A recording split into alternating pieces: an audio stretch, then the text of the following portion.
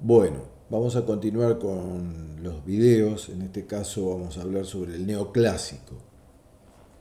Para ello vamos a volver a insertar en la época histórica este, este estilo, digamos que es en la época de la Ilustración.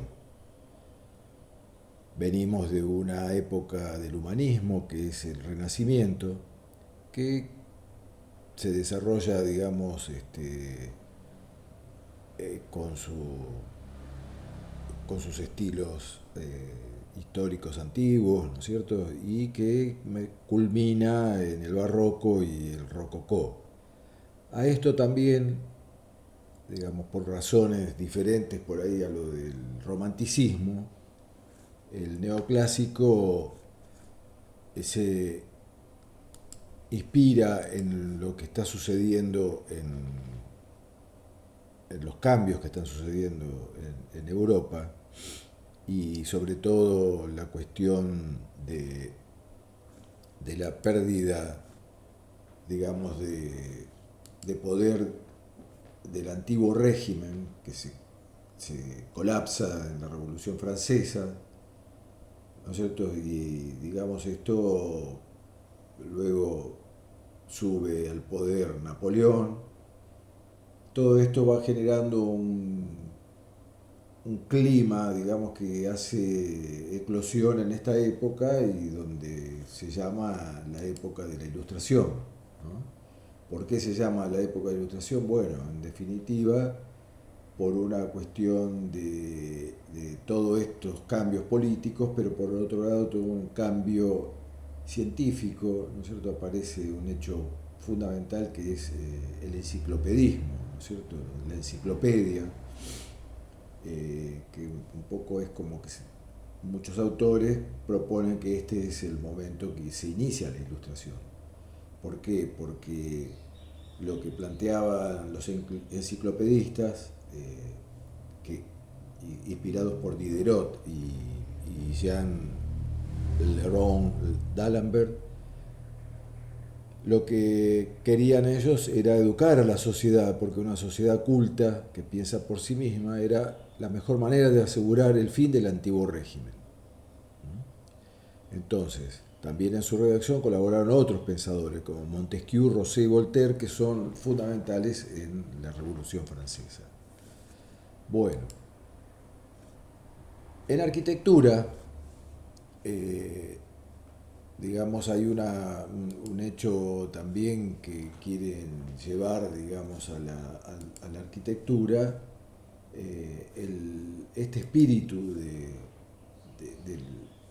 del academicismo, digamos, el enciclopedismo, que concluye en el academicismo, y un poco lo que ocurre en la arquitectura, en las artes en general, es que toda esta mentalidad, digamos,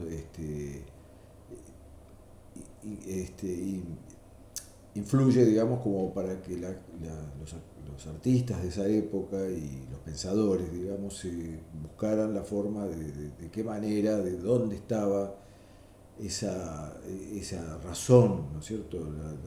En qué momento de la historia se había desarrollado mejor que en otras épocas, sobre todo en esta época donde era prácticamente, digamos, la monarquía era, hacía a su gusto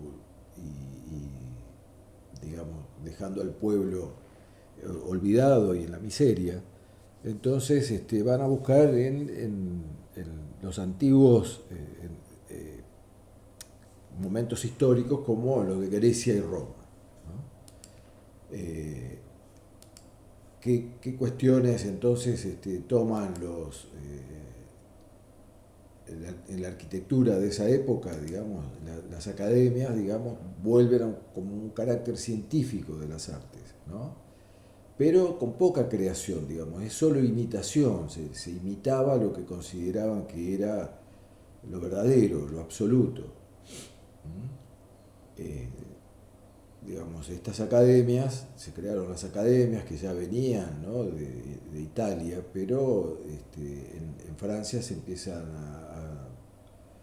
a desarrollar y se llamó la más importante la Academia Francesa, ¿no es cierto?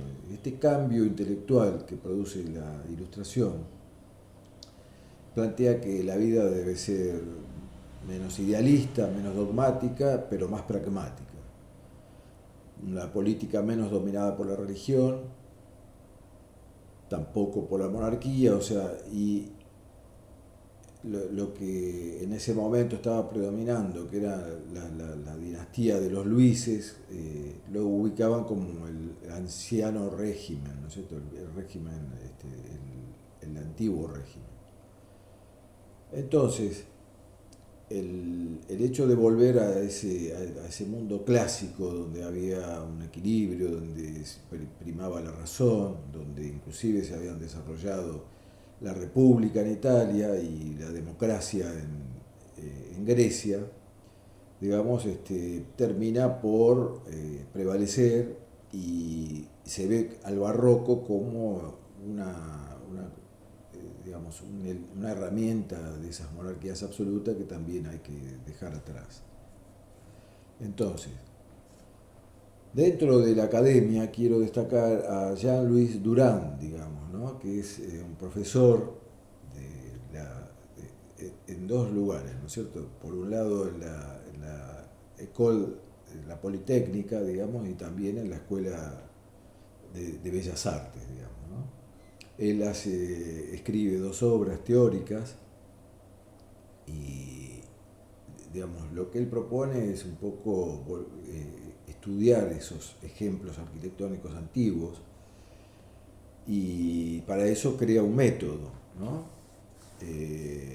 Un método de proyectar y otro método para analizar el edificio, ¿no? Para analizar un proyecto uno tiene que ir de lo complejo al detalle y para componer un proyecto uno tiene que ir del detalle a lo complejo. Durand, digamos, acá vamos a ver algunas partes que logré rescatar de algunos sitios de internet, digamos, acá, por ejemplo, una frase de él, pero vamos a ir primero al curso, como él daba los cursos, ¿no es cierto? Primero hacía un análisis histórico, paralelo, es decir, presentar diversas obras en la misma escala, de modo que sea simple estudiar las similitudes y diferencias entre los proyectos. Él tenía una tarea difícil, que era enseñar teoría de la arquitectura en la Politécnica a futuros ingenieros, digamos. Él empezó enseñando a los ingenieros. Y para eso primero enseñó la historia. Entonces, tenemos acá algunos ejemplos de cómo él enseña, digamos, dividía los proyectos de maneras distintas, por periodo histórico y por funciones, por ejemplo. Fíjense cómo indaga, cómo crea un método y cómo indaga en la historia, ¿no? Dice acá que la primera vez en toda la historia de la arquitectura en que las obras históricas y contemporáneas de esa época se presentaban de esta forma, la misma lámina y con la misma escala. En el segundo libro dejó de lado los estudios históricos, se evocó al estudio y perfeccionamiento de un método de diseño. El método debía ser lo suficientemente abstracto y genérico para abarcar múltiples programas, escalas variadas y diferentes materiales. Acá vean ustedes estas imágenes. Primero, Durand tuvo que definir su vocabulario, ¿no es cierto? Los bloques de construcción, las partes con las cuales componer, porque por primera vez empezó a hablar de composición en la arquitectura, ¿no? Y comenzó con los elementos, o sea, las unidades mínimas de la construcción, columnas, arcos, bóvedas, muros, estaban en su lista. A partir de ahí, él planteaba que, digamos, lo que él proponía era que las partes componían el todo, ¿no? Por eso lo llamó la composición de las partes, ¿no? Y uno de las partes que tenía su teoría era primero histórico, que era intentar encuadrar la arquitectura en un marco científico, a la par de otras disciplinas que se estaban dando en esa época. Acá vamos a ver cómo explica su metodología de diseño Dice, primer paso, identificar los ejes principales que ordenan el proyecto, luego los secundarios. El tercer paso es ubicar los muros, mientras que el cuarto son las columnas, el quinto paso los detalles y el sexto la fachada y el corte. Acá tenemos un poco más como él mostraba que las composiciones podían generar varios edificios, ¿no es cierto? De esta manera, en diferentes escalas y programas variados. En esta lámina dice, se ven dos versiones del mismo esquema original, ¿no? Los ensambles de Durán eran verdaderos diagramas generativos, capaces de crear infinitos proyectos. Y acá viene una cosa que siempre les hablé y que es bueno que lo recuerden, que esta combinación de elementos que él ya había estudiado y que hacía estudiar a sus alumnos, digamos, y crearlo y recrearlo, los elementos creaban una parte o partí. Dice, le suena porque el partido es lo que ustedes de aquí en adelante le van a pedir. Dice, ¿cuál es tu partido? Y vas a tener que explicar cuál es tu partido. Entonces, Durán enseñaba que, bueno, que las partes son agrupaciones más grandes, o sea, son agrupaciones de otras partes más grandes, por ejemplo, como los halls, habitaciones, cajas de escaleras, patios. Y todo estaba ilustrado y catalogado por Durán. La arquitectura de partido viene de acá. Bien, ahora vamos a ver un poco que, digamos, la segunda fase, ya esparcido estas teorías, digamos, surgen, hay arquitectos también revolucionarios o utópicos, ¿no es cierto?, como Ledoux y Boulez. Esto como para saber, digamos, ¿no?, que existe una primera parte que es todo este estudio académico y también después de esto ya empiezan a surgir arquitectos que empiezan a utilizar todo este conocimiento y a proponer soluciones ya diferentes, ¿no es cierto? Pero dentro de lo que estábamos hablando de la academia y de todo lo que es las teorías de arquitectura de esa época, vamos a ver entonces ejemplos de la arquitectura, por ejemplo, neoclásica, ¿no? La iglesia de la Madeleine, el Museo Británico, el Arco de Triunfo, el Capitolio de Estados Unidos. Bueno, vamos a comenzar entonces en Francia.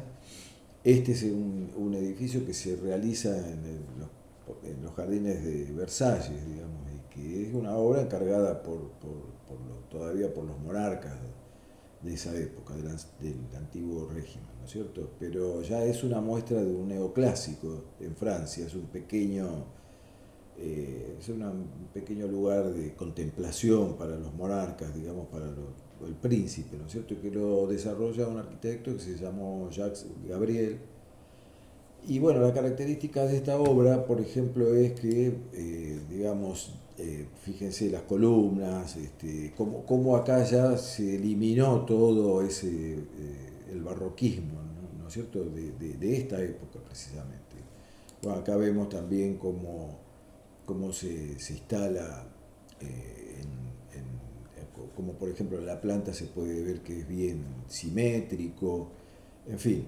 Esta es la importancia de esta obra. Después, otra obra importante es el Panteón de París, ¿no es cierto?, de Soufflot. Es como busca la inspiración en el Panteón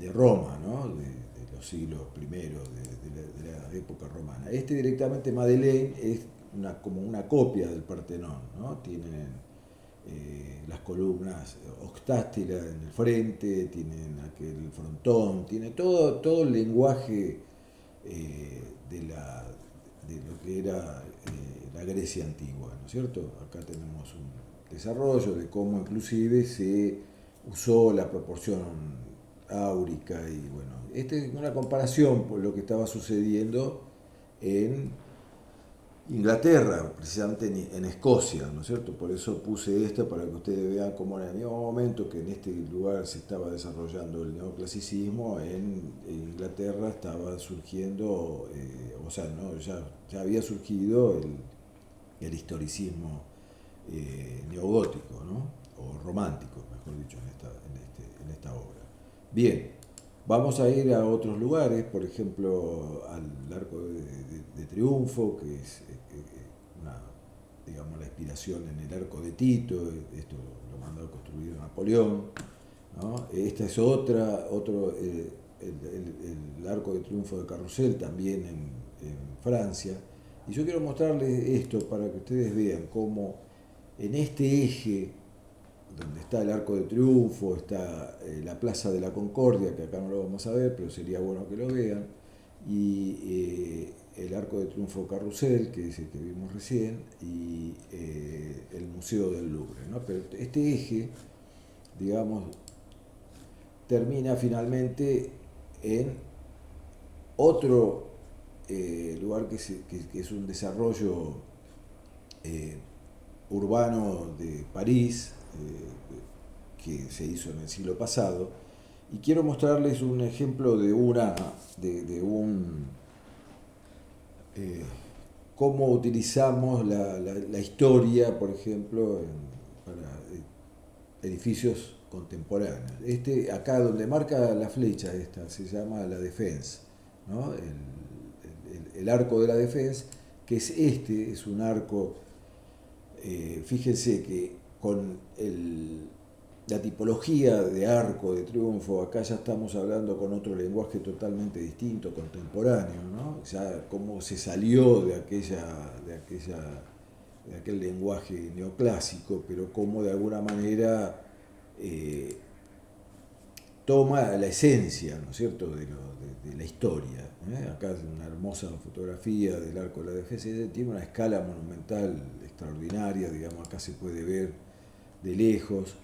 Y acá, por ejemplo, podemos ver, ¿no?, el Arco de Triunfo allá a lo lejos, fíjense el eje, y acá esto es una fotografía sacada desde arriba, que son oficinas, y en fin, bueno, quería mostrarles este ejemplo para que ustedes vieran cómo desde acá o desde acá llegamos acá también en esta época, ¿no es cierto? Vamos a irnos con esta hermosa imagen y vamos a recalar en Alemania, ¿no? La puerta o sea, cómo se internacionalizó el neoclásico en Alemania, la puerta de Brandenburgo, ¿no?, que es también un ejemplo neoclásico, digamos, con un lenguaje, el orden dórico, ¿no es cierto?